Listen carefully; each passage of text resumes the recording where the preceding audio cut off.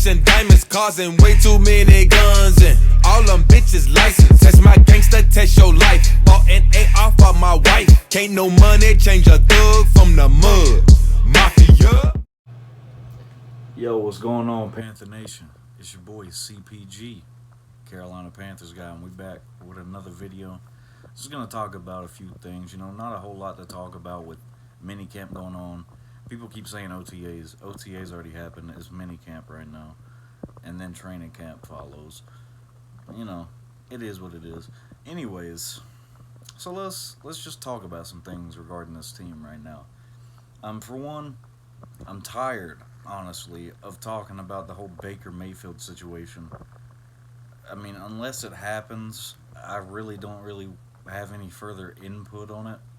I did share the news on the community tab the other day that the Panthers and Browns are still kind of working on it. The Panthers really want Cleveland to eat up the chunk of Mayfield's salary. I don't know if it's going to happen. Robbie Anderson, this attitude he's had, and I'll put this clip in right here, and it'll play right after I tell you about it. But there's a clip where Rich Eisen was talking about this tweet from a reporter that I believe asked Robbie Anderson this question when she asked him, "Do you want to be a Panther?" And Robbie goes, "I'm here, ain't I?" As you know, he tweeted out thoughts of retirement and then deleted it.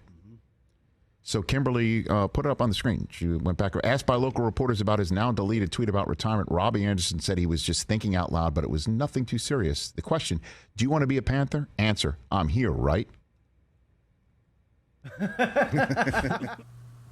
That is not something you want to hear. The answer should be, like Rich Eisen said, absolutely. Absolutely you want to be a Panther. You remember when Robbie first got signed? I'll find a clip of it and I'll post it right now. Robbie, given the familiarity you have with Matt, what is the vision that Coach Rule sold you on that convinced you Carolina was the right spot? I know winning is in his blood. You know, I know that's what he's here to do. You know, so it wasn't really much that he had to sell me on. You know, it was in the back of my mind when I saw that he was kind of hitting the market to become a head coach. I already knew I would want to go there. And then when I saw that Teddy signed there, I just felt like it was like the icing on the cake. Like it really attracted me to want to be a Panther. Like, Robbie was so excited to be a Panther. He was like, I always like the colors, yada, yada, yada. But Robbie seems like, I don't know if it's Matt Rule, because he got history with Matt Rule. I don't know if it's Darnold. We all know he got history with Darnold. What is Robbie Anderson's problem? I just, look myself in the mirror and focus on what I can improve and control and keep it simple. What are those things? Everything that I can control, you know what I'm saying? Myself and what I do, and make the most of my opportunities and, work, elevate, and grow. I think it was changing your name.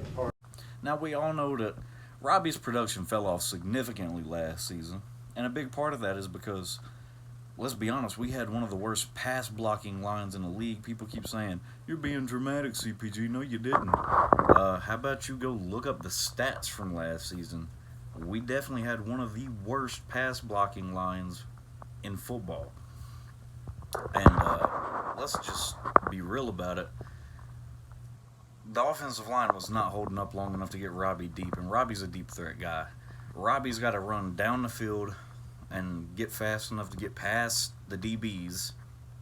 And let's be honest, that offensive line was not giving Darnold, Cam, PJ, or anybody enough time to throw a bomb to Robbie down the field. One of the longest passes I saw last year was Cam to DJ against the Dolphins in a game that we ultimately lost.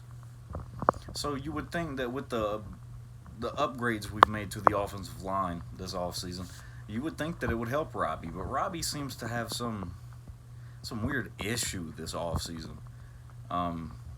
Robbie did say that in regards to the tweet about thinking about retiring, he did say he was just thinking out loud and it wasn't a big deal. But, bro, you got to stop tweeting your thoughts. Like, you got to, some of that stuff you need to keep to yourself. Like, now you've made it very apparent that you don't want to play for Carolina. The comment, like, I'm here, ain't I? That's not a good look, Robbie. Like I said in the last video, if you don't want to be here, skedaddle, bro. We'll trade you to the Browns and we'll get Baker. And we probably actually save some cap room if the Browns took a good chunk of Baker's salary and we sent Robbie. I don't want to necessarily get rid of Robbie. He's a good weapon to have if we could just get the quarterback situation figured out. But, you know, it's the NFL. You never know what's going to happen. And whatever happens, happens, and you got to roll with the punches. So let's talk about Matt Corral for a second. This might be the first time I've talked about Matt Corral on this channel, other than the community tab. So a lot of people are like, "Why are you guys hyping up a third-round pick?" We were talking about this on C3's Friday free-for-all yesterday. And a lot of the guys were like, "You guys are hyping up a third-round quarterback. When's the last time?" I mean, Russell Wilson, off the top of my head. I'm sure that there are more. Let's not forget, because I don't really think I was able to get this in, Tom Brady. What a lot of people consider to be the greatest quarterback of all time, at least statistically speaking, right? Tom Brady was a 6th-round pick. So you guys are telling me that only good quarterbacks come out of the first 2 rounds? That doesn't even make any sense. Do you know how many busts have been in the first round of the draft at quarterback? That's ridiculous, bro. And let's not forget Jake Delhomme. I'm going to give you 2 extremes here of the quarterback situation we're talking about. On one hand, Jake Delhomme took us to our first Super Bowl, right? Jake Delhomme was an undrafted quarterback. He was. Because Jake Delhomme and Kurt Warner are the only 2 quarterbacks in NFL history. Let me restate that. Jake Delhomme and Kurt Warner are the only 2 quarterbacks that went undrafted to start a Super Bowl in NFL history. Think about that for a second. So, on one hand, you got Jake Delhomme undrafted, took us to the Super Bowl, and then the next extreme, Cam Newton, first overall pick, 2011 draft for the Panthers, took us to a Super Bowl. So we had an undrafted quarterback and a first overall pick quarterback take us to the Super Bowl. That's a tale of 2 extremes if I've ever heard one. So you guys want me, like, people want to compare him to, like, Will Grier or somebody. Matt Corral, I think, will be, whatever happens, I think he'll be a much better quarterback. Even if he ends up being a backup someday, he'll still be leaps and bounds better than Will Grier. Let's be honest. We drafted Will Grier because he was a Carolina boy. He was a hometown guy. And we all remember, honestly, it used to give me migraines, the fact that we would pass up on really great talent just to draft local guys.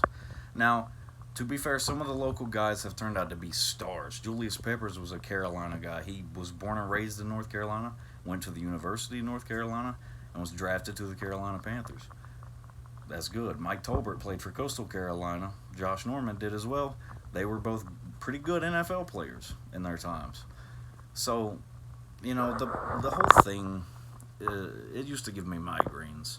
But now that we're at this point where I feel like we actually are trying to draft the best talent available and not just saying it, I don't know why you guys would be so upset about Matt Corral. Honestly, he played in the toughest conference in college football, the SEC, and go check his stats. He did pretty damn good. And let's not forget, honestly, I could show you a couple of videos on YouTube if you'd like to see. I'll put them in the comments if anybody's actually interested, where a lot of film guys, film scouts, and people that know what they're talking about when they watch film have said that this guy can excel in the NFL, and honestly, he could have been a first-round pick. And you can say, well, he wasn't. That doesn't excuse the fact that the talent is there. If you have the talent of a first-round pick and you've dropped to the 3rd, like, let's go back to the Brady analogy. Brady, honestly, if you redid that draft, Brady's the #1 pick in that draft. And nobody's kidding themselves on that.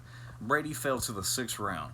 And nobody's saying that he should immediately wow us. Honestly, I hope they take their time and get it right with Corral, because the upside with Corral one of the best I've seen since we drafted Cam Newton. And I'm a Corral fan. I'll say it now. You guys can crucify me for it, whatever. And if the time ever comes he turns out to be trash, we'll refer to this video and I'll apologize, honestly. But I think Matt Corral will turn out to be good. You need to give him time. Even McAdoo and Rule were saying that the arrow's pointing up for Corral. He has really good instincts after the ball's been snapped. They say what he needs to work on in the NFL is pre-snap.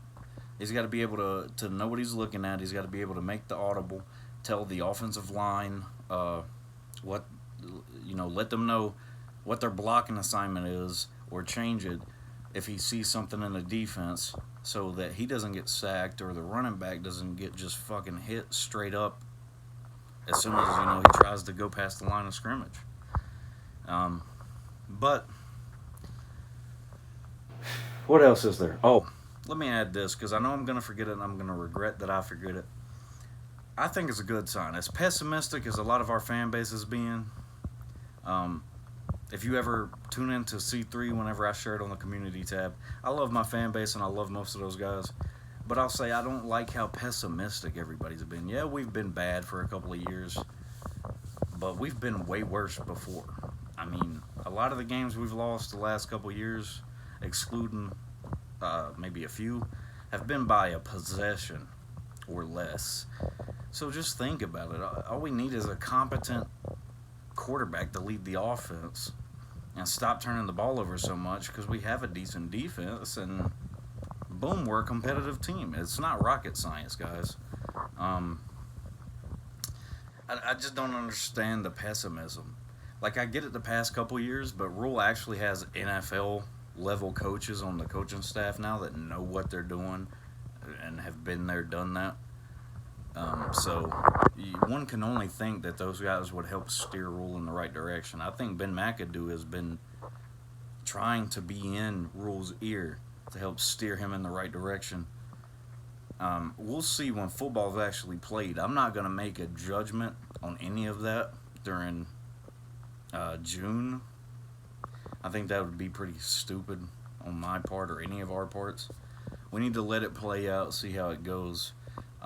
Matt Rule's an idiot if he doesn't start Ike Ekwonu. You drafted the guy that high for a reason. You should start him. And I don't want to hear any argument against that. Jordan Gross was starting as a rookie. I think he played right tackle his rookie year, even though he ended up being probably the best left tackle so far in Panthers history. But Jordan Gross was playing as a rookie in the Super Bowl. His rookie season was when we played the Patriots in Super Bowl 38. And Jordan Gross turned out to be one of the best linemen not only the Panthers have ever had, I'd dare say in NFL history. The man was barely ever penalized. Maybe 5 or less penalties that I can recall in his entire career. That's pretty damn good. And he did go to school with Steve Smith, so I'm sure, those two pushed each other. Smitty, my favorite Panther of all time, and I think he should be in the Hall of Fame the next time they vote a class in this upcoming year. I've been rambling for 12 minutes. It's been a while since I talked Panthers football this long. Like I said, the pessimism, guys. I think that, there's no way we lose as many games as we did the last couple years. There's no way that we should win less than 5, because we've won 5 the last 2 years with way less experienced coaching staffs. Now that we actually have some NFL guys to help steer Rule in the right direction, if we don't win at least 6 or more, seriously, Rule's got to go. We should win at least more than 5 this year, and there's no excuse for it. I don't want Sam Darnold's mouth. You think you're a good quarterback? Then damn it, Sam. Prove it. Stop talking about it. Just prove it. Go out there on the field and do it the right way. Prove it. But hey, Luke Kuechly, Thomas Davis, Trey Boston, I've seen all those guys out there at Minicamp. And damn, do I think it's a good sign. Especially considering Trey Boston's been very vocal on Twitter about how he thinks Matt Rule's a clown or he doesn't know what he's doing. So to see the clip of Trey Boston talking to Matt Rule, I think that we're pointing in the right direction, guys. I think you got to stop being so pessimistic. You got to give this team a chance. And you guys know I'm not a big Matt Rule fan, but I think the arrow's pointing up for us. It's going to be tough with Brady and the Bucs in the division, but I think we could be a wild card team if the quarterback situation plays out good and we avoid major injuries. Can McCaffrey stay healthy? Can the line stay healthy?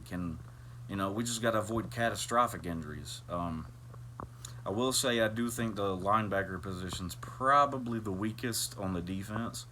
I would like to see us try to upgrade that. I don't think they're going to, unless some trade occurs later on down the road. But we'll see. Other than that, not a whole lot to talk about right now. We're waiting on training camp. Oh, man. Is it September yet? Keep pounding, Panther Nation. I'll see y'all in the next one. Thank you for watching. If you enjoyed, give a thumbs up and consider subscribing.